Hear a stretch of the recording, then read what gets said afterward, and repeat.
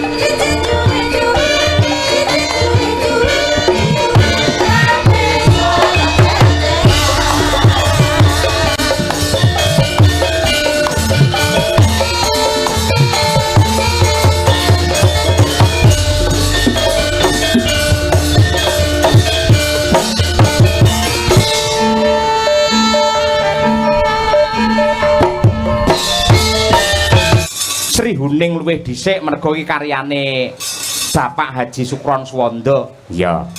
Banjur sing nembang ya mestine putra mantunipun Mbah Sukron Suwanda.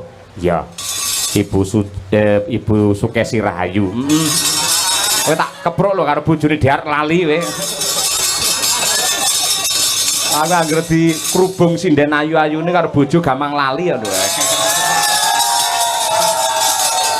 Niki jenengan pikantuk mandak saking para panitia ingkang dipun pandegani dening bendahara kita Bapak Suwardi supaya ngaturake Sri Huning. Nah niku Inggih. mangaturake komplit wiwit saka bawa sak langgame pisan ngoten. Mangga diaturake Asmarandana Sri Huning. Mangga. Putri Kang Sulestieng warani No. Sri Huning mustiku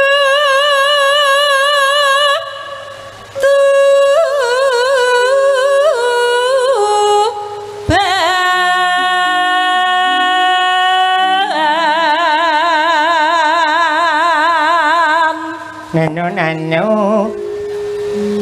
labuh tresno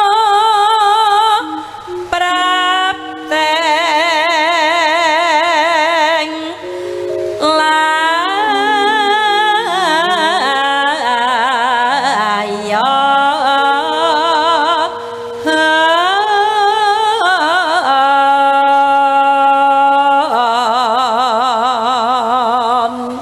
Sekedhap menika wonten ingkang kepareng-paring wara-wara kagem ingkang kagungan kendaraan utawi mobil Avanza putih kanthi plat nomor K1226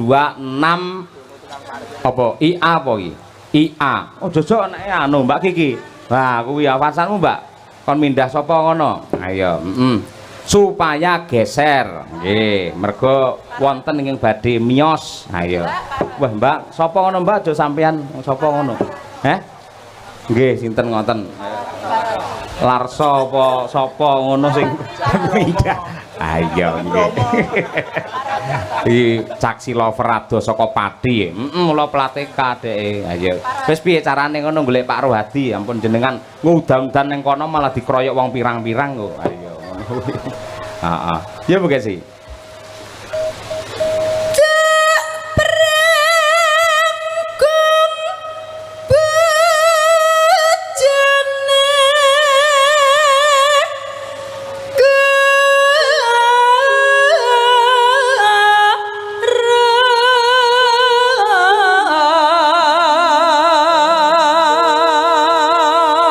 Nano Babila Wirat Maya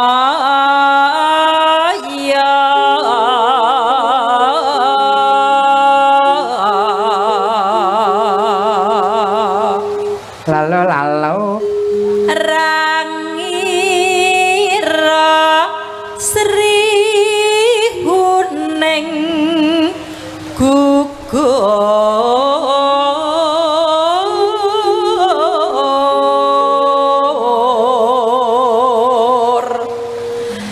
mongko musti kaneng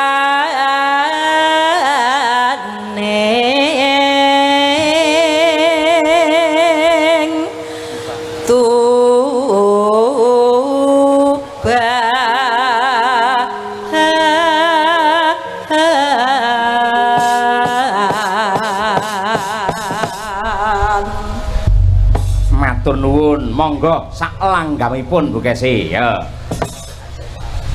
Sri Huning mesti kotuban labuh tresno tuwen sadaya bakti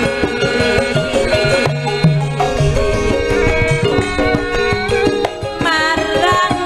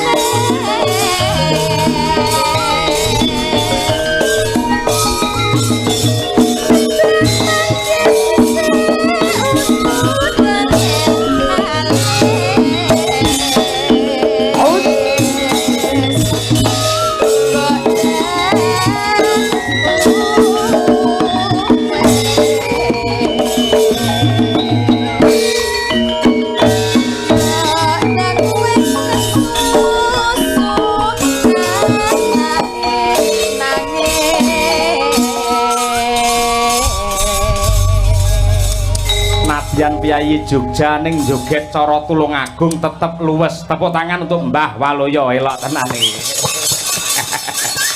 Niki jagani jenengan kapan-kapan kula jak teng Jawa Timur iki wajib ngoten niku marai nggih. Alah wong kula niku waton obah mau.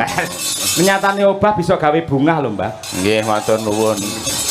Bisa gawe bunga insyaallah dadi berkah tumrape Piyayi Kali Pancur. Amin, matur nuwun. Assalamualaikum warahmatullahi wabarakatuh. Waalaikumsalam. Kawlit dengan kasarasan tuwin karahayan mugi tansah winantu ing kula panjenengan sami katitik wonten ing kalodhangan menika panjenengan kula sami tansah kepareng pinanggih wonten ing papan menika kanthi kebaing kabingan. Iki cetha lengku ngomong iki. Jenengane arepe ndagel apa arepe genduren kok ngoten niku? Kalih ngabulke. Matur nuwun kula nuwun Mbak Cange. Nggih. Wah, jan arang-arang kepenuk anu kepethuk dadi. Kyai sepuh niku napa lek ngendikan iki gampang klera-kleru ngoten to, Mbah? Mboten mung cok ngendika ngopo-ngopo ki cok kleru padha mawon. Contone kleru piye pamane? Lah kleru nganggo sandal kiwa ya dienggo tengen dienggo kiwa kira kleru ngoten lho. Lah pamane bar tanggapan kondur ngoten mung dalem sok kleru mboten? Wah, mboten kuwi tetep mboten. Anane ming kuwi ya. Kula mboten ming dhewe Mbak Cange. Nen? Kalih anak kula. Sinten? Ah niku loro niku anak kula kabeh. Oh, nggih, nggih. Nggih. Oh, niki putrane jenengan. Nggih. Lah putra-putrine do ayu-ayu ngoten jenengan kok beda? Ya lengku ngijapi mbok wis meteng 3 sasi mbiyen. Nek ra nggih tetep anak kula. Oh, nggih, nggih. Lah nek meteng ra 9 sasi to. Nggih. Lah isih 6 sasi ora lumayan sampean yo aneh. Engkari teruske berarti ngoten niku. Nggih, dilahirke 3 sasi yo ndras tok. Bersih desa wonten laladan Kali Pancur menggawe jenengan pripun Mbah Waloyo? Alhamdulillah pinaringan jawahne mugi-mugi jawahne jawah barokah. Amin. Engking kantu-antu Piyayi kathah sesuk panene saya melimpah kenunggu ragat bocah sekolah nganti tekan kuliah nganti tekan omah-omah. Amin. Ngoten. Upami napa niku wonten Jawah niku memper amargi mriki sampun kondang kaloka wonten sendang yang naminipun napa Pak? Sendang Wali nggih. Oh nggih. Nggih. Mboten napa-napa Jawah niku Jawah barokah kula matur ngaten menika. Timbangane nggen kula niku tenan arang-arang udan. Mau sing golek banyu sing jenenge nggen kula rak Gunung Kidul. Nggih. Niku nek ngangsu niku 4 kilo. Golek banyu niku. Nggih, mikul angger 2 meter leren tak ombe, angger 2 meter leren tak ombe tekan omah entek. Ayo ganti itu. Nggih. Wah, niki nyuwun pamunten Piyayi sinden-sindene Waranggana ya jos-jos mangkono bukasi. Wah, matur sembah nuwun banget. Kula niku jane ngadepi ngeten iki ndredeg-ndredeg gemeter lho Mbak Cange kali piyayi-piyayi ngeten iki. Piyayi pakar kabeh ke anak kula niku isane gur ngeten iki to. Piye? Lah niku nek coba jenengan nek kula kledekne siji ngoten pripun? Anak saged nderek jenengan kula. Kene sing rada kandel. Nggih, masukin. Teh kaya amplop rada kandel jenengan niku. Tegese sik rada gedhe. Anu tatin kene ngadeg kene rahayu kene. Nggih. Kene ngadeg kene. Niku ingkang sepuh ingkang pundi putra kekalih niku? Nek sing tuwa niku sing mentelung etan tunggal nggih jadah niku. Mbah mboten enten nom tuwa niki ping laire keri karo dhisik. Oh, nggih. Lah iya kuwi. Nggih. Nggih, mike. Oh. Oh iya iya. Cek. Pripun, Pak? Wah, iya Kok ngene. dadi aku sing diundang dhisik maksudnya piye? Lho, engko nek tak undang keri kuwi ya ngresula dari anakku pilih kasih. Lah kok nek pilih kasih ya berarti loro-lorone diundang kabeh no. Niki anak kula niku anak angkat jane. Oh, putra Andanu. Nggih, ning ya karo anak angkat kula ya gemati. Ora senggo-senggone niku anak angkat. Pokoke turuwe tak openi, mboten kok tegese anggere kemule rada munggah no tak duke. Loh. Napa mboten kualek niku? Lho, kudune lek medhun diunggahke. lho, rak ngeten iki rak rada munggah. Iki ketok tak duke. Anggere rada kemudunen tak unggahke kok kene ketok gregeten kemule tak lempit ngoten. Tapi mas ketok kabeh lho, Pak. Ane ra yo aman nggih. Niki ngesuk Kang Dalu Mbak Limbo Mbak Cange. Nggih, Mbak Tati. Kepanggih malih kalih jenengan. Alhamdulillah. Mboten kepanggih nggih, sami sehat nggih. Sehat, seger waras nggih. Seger waras nek. Jenengan nggih malah saya lari, saya kondang awake saya gedhi. Niki mboten gedene biasane niku cilik niki nek temen jenengan gede dhewe ya. Iya Pak ya. Iya mbuh. Lha karo bapake ora kompak iki piye? Lah ngene to. Sampeyan iki mangkate sak omah kok ya bareng tekan kene ora kompak. Lah nek sing sejak niki terus kula ya ora tau sampean jak ming pisan kepethuk atok kok sampean. Niki anak kula ya loro. Kene gek ngadeg kene. Pisan wae. Pisan. Kok ndak ora uman wektu malah darani kepiye? Mik mundi? Kuwi. Wis mendah kaya apa mareme bapake duwe putra putri kaya ngono ayu-ayu kabeh. Pinter-pinter kabeh. Sik karo ini beda iki. Aku mangkate karo bapak ning sik mbayari iki soalé ya. Oh iya. Ya bener. Bapakmu ku ya melu aku kok. Oh iya melu ta, Pak? Melu. Oleh tunggalane. Pati uripku ki nang kono. Nek kene ta, Pak? Ning sik sembodo anake. Ngono, Pak. Lek anake kula job tanggal 10 ning Kali Pancur siap tenang kabeh lek bapake kula nyuwun DP-ne 2.000. Ngono kok diomongke. Ayo soalé bapakne ku nggih nganu kok sakniki ajeng damel pendopo ya, Pak. Wah, tenang. Ngen kula niku hasil maringi jenengan niku. Nggih. Niku tak nggo tambah omah gawe joglo, ya tak ukir cagake, mongko ukire iki anggere esuk ki malih. Malih pripun? Lah pangan rayap kan malih anggere esuk. Tak kira canggih po piye sebut pangan rayap. Kula niku nggih bangun omah gedhe. Nggih. Nggih pundi-pundi tak bangun terus saking dana turah niki nggon kamar mandi we tak pasangi CCTV. Wah iya. Elok. Nggon kamar mandi. Heeh. Ben piye? Lah kok nek wong nyolong sabun men ketok to. Masa nyolong kok sabun. Bang. Iki mesti moduse bapak dipasangi CCTV. CCTV nang kamar mandi kuwi kok nek sing mlebu wiyaga-wiyaga kuwi CCTV tak wateni clek. Ah. Nek angger kowe karo iki mlebu tak gedhekke. Soale niki celemer Bu, cok nyolong sabun. Ora. Di mana tempat sing jenenge napa niku sing jenenge kamar mandi lah hal yang sangat privasi. Nah, nggih. Mboten pareng diparingi CCTV ngoten niku. Mulane nggih kula tetel. Nggih. Seneng ya, Pak. Iki sowan kene. Bapak Ibu ini ki kula sowan kaping kalihipun. Nggih. Panjenengan sedanten nggih percaya kula niki anaknya bapakku ini ya. Mirip toh? Mirip sekali. Kowe aja ngono, kowe tak dudui ya, tak omongi ya. Piye, Pak? Iki kowe ngerti sound system? Ngertos. Kowe disele kowe buluk ora apik. Ning suarane lho, salone piye? Salon kuwi sane banter mergane apa? Mergo Ana listrike.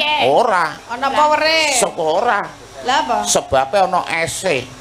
Maksudnya Lah salon nek ora ana ese gur alon. Engko ngayal.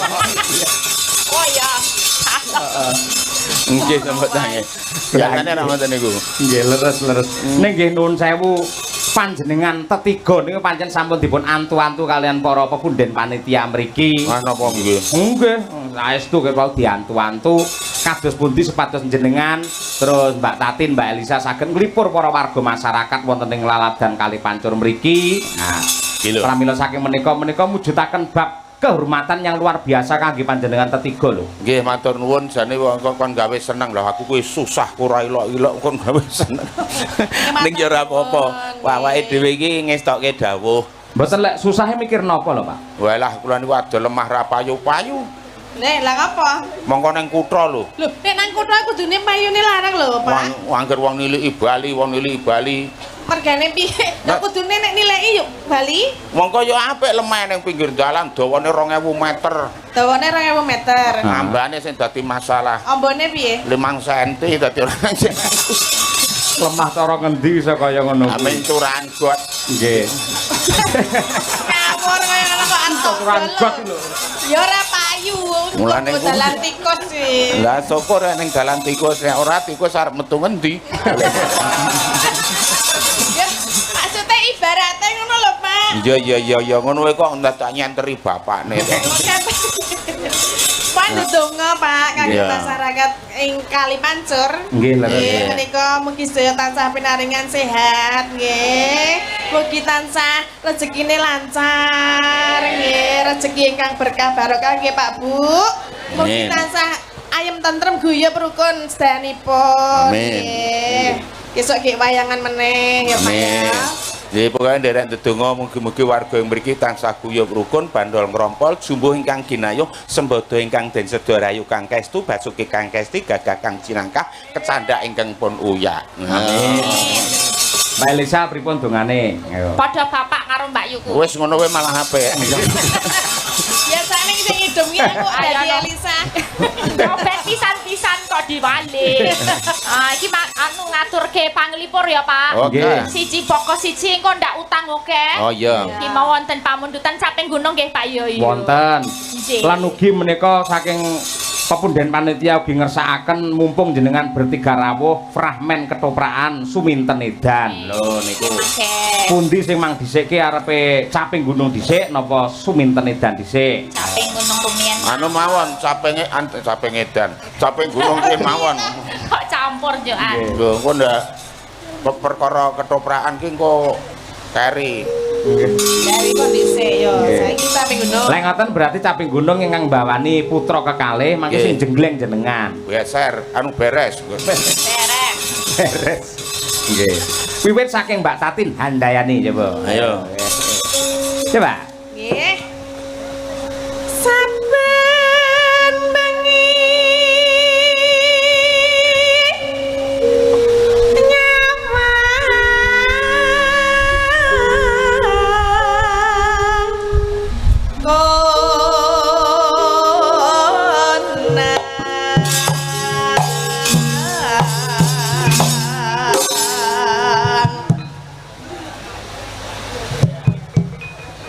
Ayo Mbak. Ayo munggul.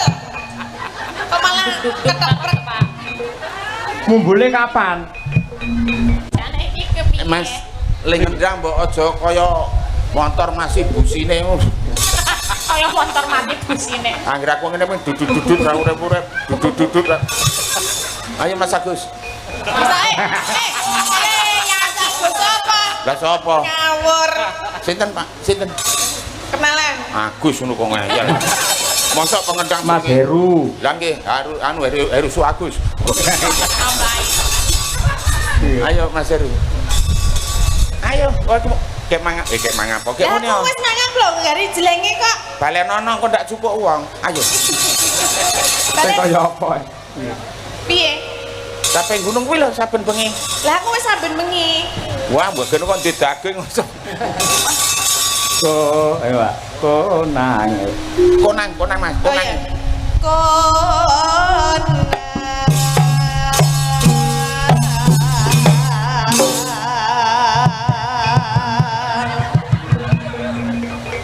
Nyuwun tulung Mas sampun dolanan wong tuwa. Bapak iki lagi mumbulan iki kok Dolanan. tibane iki mak jelek ngono lho. Wah, aku wis tau ngumbul malah kecantel. Lah yo Mas. Bapak malah ngene. Engko neneng sing nyawar tak nai 15. Wah. Molas. Konang.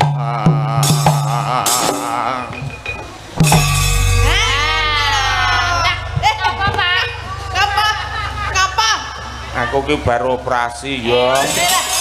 Operasi apa? Kukul. Kukul kok nang kono iki kukul apa? Wah, kukul ki ora nganggo KTP manggon ning ndi oleh wae. Tak siri kukuli ya Mbah ya. Lah ukume nek kukul iki nanggon pipi apa bathuk apa janggut ngono kok dadi nang isor barang ana kukule. Iki kukul cerdas milih nggon. Yen memandang Suarane anakku sing siji. mengkaro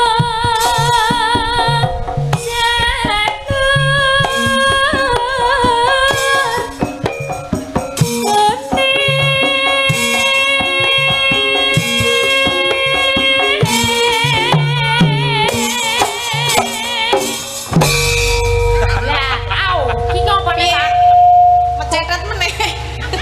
kukule pindah nggon. Oh, ya tak nggo mergo nyongkrok kukule pindah. Wah, Kukul kok pindah-pindah iki. Diomongi ora nganggo surat pindah ora kok. Kok gek kukul kabeh, Pak. coba Pak. Nek ngomong kok ngawer, anu ngawur. Lah piye? Lah kene, coba. Coba Pak. Sik piye iki mau piye? Piye, Mbah? Kembang wae. Ya omong kaya bapak iki lho. Piye? Kembang Ayo. Rasa nggo efek kok. Iya. Ya sapa mau cepet. Terus Pak. Aku ki meng nyontoni Lah malah. aku ra iso. Coba Mbak kaya ngono iso ora? Ayo Kaya kowe. bapak ngene lho. Piye? Piye? Kaya Baleni, bapak. Pak. Kembang Apa? Ayo Tin, kowe anak wedok kudu iso. Ayo. Sik, aku ra iso leteng. lambene ngisor ki lebokke slep. Lambe ngisor ndi maksude? Aja saru to. Lho, iki lambe iki ra ngisor dhuwur. Persepsine kene ndor kene Oh, iki ra ngisor. Oh, kene leboke. Lah sing jeneng lambe ra iki, mosok iki. Kembang lewat. Lah ibu-ibu itu guyu lho. Iki kok ana Kok iso teknologine piye? kok lambene.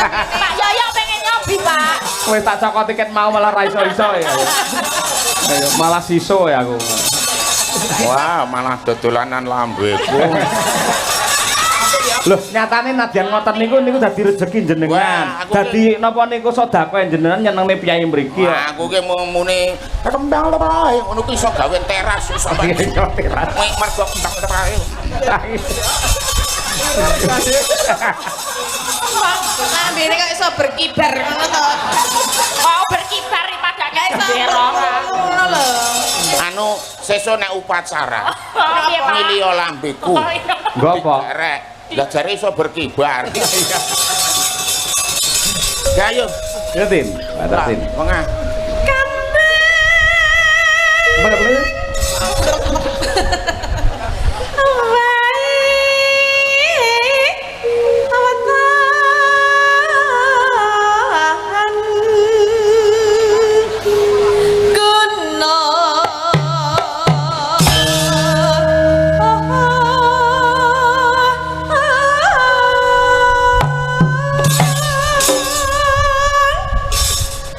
Piye to, Pak? Ayo. Dipasno lah. Awas, jerawate, awas jerawate.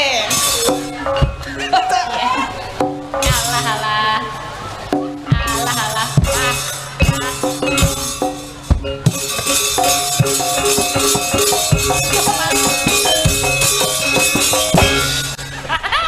Kok iso kompak ngono lagi ketemu iki karo yoga-yoga kok kompak jenengan? Aku ki jan gumen, anu gumun. No, ya kowe cerdas-cerdas tenan. Mas Angkara, padane Pak. Saya jenenge Mas Heru, Mas Kris, Mas Dedi, Mas Yang. Waduh, Alah koyo Kemeruh. kemeru ra. Kaya apa-apa Mas Kris barang iki sing. lek Mas Herune bener Mas Kris Dedi ora eneng ki jenenge kuwi. Dedi Oh, ya Kris. Teguh Wiyono. Adirin, Parman, Wagiman, Giyo. Iya barang lho. Heeh. Iya no. Jeneng sepirang-pirang kok ora neng sing cocok. Lah sampean ngawur kok, Mbah? Aku ki ngawur tok bener kok. Mayo. Bagian iki, Pak. Bacot iki, Pak. Nggih. Sapitan. Pacitan. Piye to, Pak? Pacitan kok sap Pacitan, Pak. Landiane aku ra iso kok kon bawa. Wong ning ndi iki ning kon caping gunung bawane iki pacitan ora kok sapiteng. Ora wurung ya rono. Ora wurung ya rono. Gak yo. Oh lah yo, pacitan. Iki jane gandeng jane kuwi jane. Suwi-suwi ya tekan kono ya. Pacitan lah panganan cara mbiyen kae to. Nggih. Akhire yo entek-entekan lek kuareken yo sapi teng kuwi Ya bener ya. nek kok sapi tega wis sapi tega. Pacitan.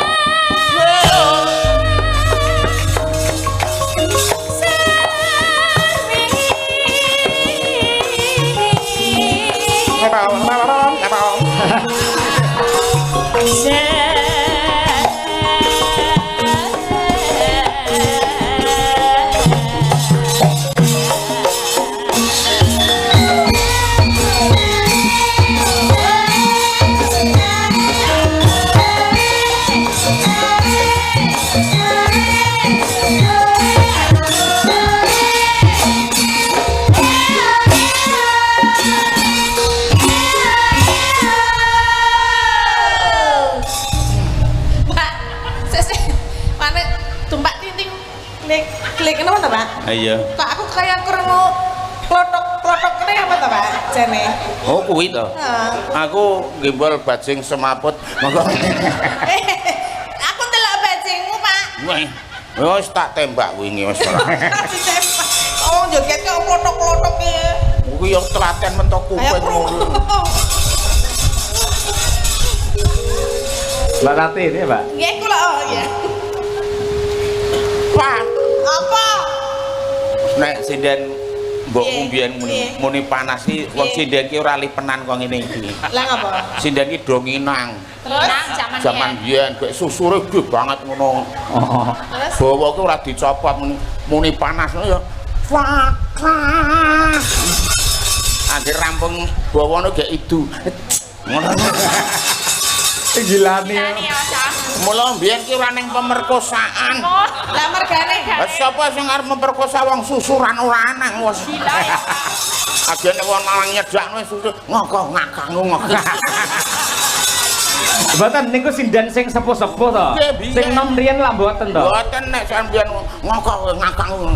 Aku wong e kok akak. Mbokku ki ngongkon aku le ngundang aku kok. Piye? Kalau ya ora kamu susur. Nah. Aku kok. Aku Kok aku kok. Gak aku. Apa kuwi karepe? Kok nasul kok. Wah, mbok. Oh, asem ki. Apa kuwi? Asem ki. Wah. Iya. Ya, Mbak. Weh,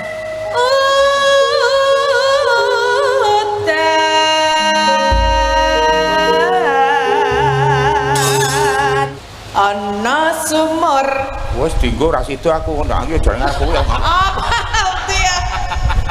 ya golek liyane wong ya kreatif kok ya. Akeh kok sing ora akeh. Ya. Cacahe 5. Oh. Mugi warga kali pancur tansah panjang yuswa. Amin. Allahumma amin. Ya kowe. Mbak Lisa, ayo. Apa ya? Ayo, gantian ur ganti, ayo. Tuku es campur. Waduh wis dinggo meneh. Lah dadi aku bingung iki. Ya boleh aja Pak Kapura Ayo. tak go adus. Wah. Es campur gatus. Ora nek Es campur Banyu nek kok KTP. Dinggo bebas. Iya. Warga kali pancur piyayinipun gerap piyak semana alus-alus. Amin. Allahumma amin. Ya aku kari Ayo, Mbak, dhewe. ngapi dhewe, Mbak. Ya saenenge wong gur kari dhewe kok. Penting metu, Pak. Kang syukur Apa? nyunggi asbes. Mugi-mugi warga kali pancur ya sing pegawe ya sing petani ya sing bakul ya sing karyawan ya sing buruh ya sing apa wae kabeh sukses. Allahumma amin. Ayo. Akeh men to Mbah jenengan. Lah engko nek sithik ra arga. Monggo. Lah iya betul. Panas udan panas lengaleng capek gunung Jatim?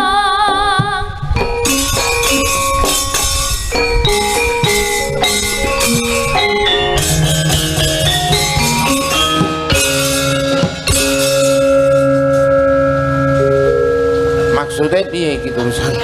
Lah jenengane teng Juli. YouTube lak kondang jula-juline. tangkap ngono lho Pak. Tekekmu lho karo penonton wis ditekek. Wis tak chat kok. Napa? Melayu-melayu mergo nguyak walang. Melompat bethek kecemplung jugangan. Aku tahu duwe bojo ayu bola-bali ilang. Beno bojo elek sing penting pinter golek utangan.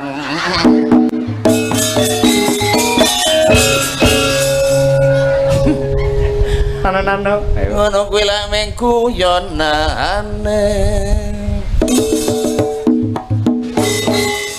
Ora ngono.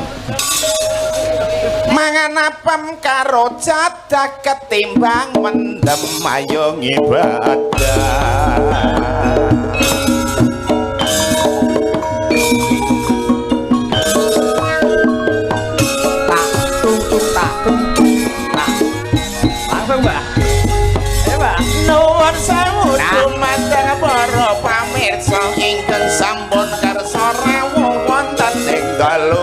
nalika monggo dulur sareng-sareng samila dedung mugi tansah pinaringan kalih sambeka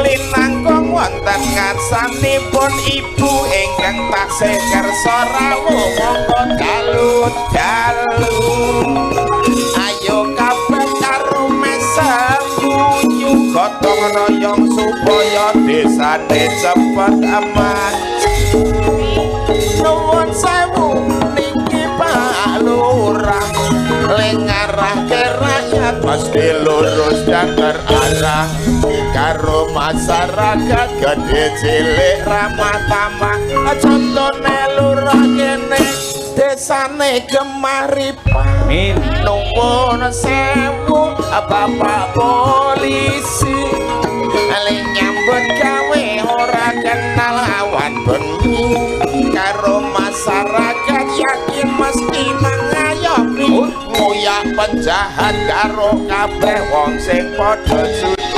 menika wonten lapak tentara badan harus sehat kuat manggul senjata rela pisah anak dulur dengan keluarga itu semua demi membela nusa dan bangsa ugi wonten rawuh lenggah Bapak Camat mesti wae nggateke masyarakat semua program yakin mesti itu cepat supaya masyarakat semua makin sehat saya abot dadi Pak Kiai esok awal sore mesti rajin mulang ngaji maca sikir dulur kuat lan nutuk sewengi mongko karo isih mikir kepiye nasibe santri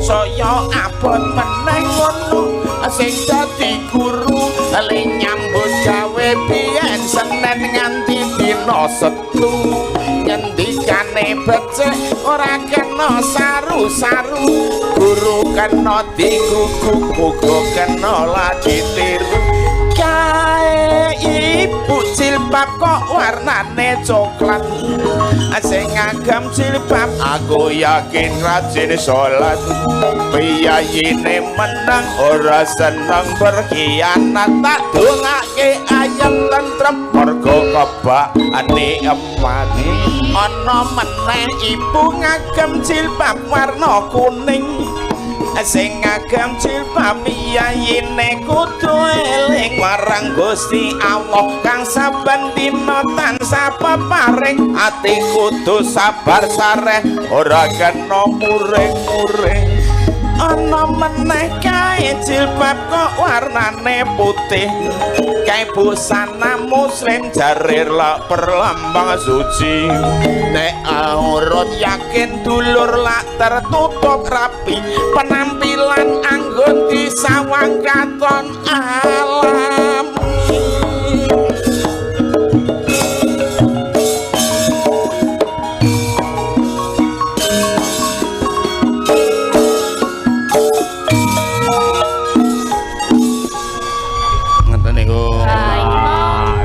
komplit tapi rong pati komplit. Oh iya Mbak. Lah mau sing utama ini yang nanggap tuh selain ini RT ya Pak?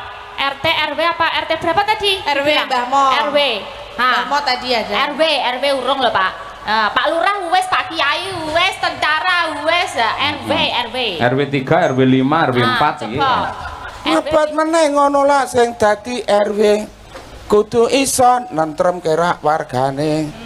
Sebab RW iku pinangka contone mongko RW mung sethithik jare bayarane. Anggane ini sethithik RW RT itu ujung tombak pemerintahan yang selalu berhadapan dengan warga. Aneng wong negor kayu ra nembung RT, aneng wong DMN RT. DMN iki apa? Di mana RT? Oh, RW. Apa nang ya sing durung ngono kok sing durung. Mau ibu-ibu jilbab ana sing durung. Karang Taruna. Oh, Karang Taruna, Pak. Karang Taruna. Semangat kompak kok kene. Oh, lah nek sak geleme dhewe niki ya empuk ndrasku. Abot meneh sing dadi Karang Taruna itu terjadi pemudi lan pemuda. Benar. Setiap saat itu harus siaga. Ini desa harus dijaga. Lah, Warang taruna. sing ditanggap saiki iki sakmene iki ana piyaga, piyaga. Kaya wis piyaga mbendina Ya ora apa-apa kok. Yoga dalang sinden iki kudu ngerti. Abot meneh sing dadi wiyaga kudu dhisik anggone teka sopan santun kudune dijaga ngelingi sing digelar iki budaya Jawa. Wah iya. Sinden. Nun sewu lho Bu Kasi. Aku sing paling tak pedeni iki Mas. Lah ngopo? Nggih mboten napa-napa lha nek ngundika anu sarana to ngaling-aling Bu Kasi. Nutup-nutup. Ngaling-aling Bu Kasi. Ora wong bukesi lan kono lho. Oh ya ora apa-apa nggih. Abot meneh sing dadi sinden ora sah wedi arep budal ijen karo kanca ora perlu padha iren supaya ora nimbulke ati sentimen. Dalang. Ajeng sing apik no sing elek. Sing apik. Sing apik ya ragat. Lah wis diragati panitia ngono sing protes ora. Abot meneh ngono sing dadi dalang kancane nggon pedang piambe lenggan nang nggon padang. Ning ngarepe mingkelir karo wayang iki terangane dadi dalang kondang. Dagelan. Dagelan. Abot meneh iki lak dagelane kudu penak runtut dirungokke nganti kesel iki dalan jagunge.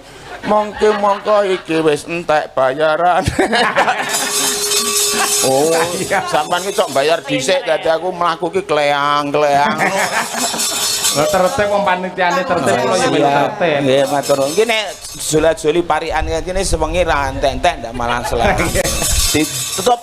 Nggih niki mau dibacutke. Nadyan. Ya. Nadyan wadon sarata Sara suling